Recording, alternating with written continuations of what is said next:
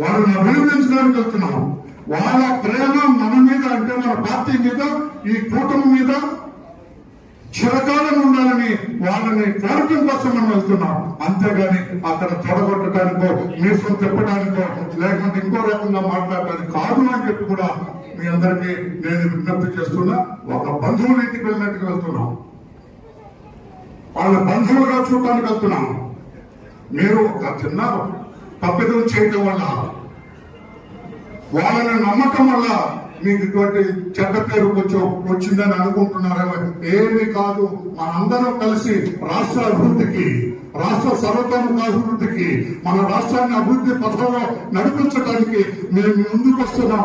ఆశీర్వదించండి కోరటం కోసం చంద్రబాబు నాయుడు గారు, మన యువనేత నారా లోకేష్ గారు, మనందరం కడప వెళ్తున్నాం. తప్పితే ఇక్కడే బయట కడపలో మీసం తిప్పమనం ఏమి తొడగొట్టేది లేదు.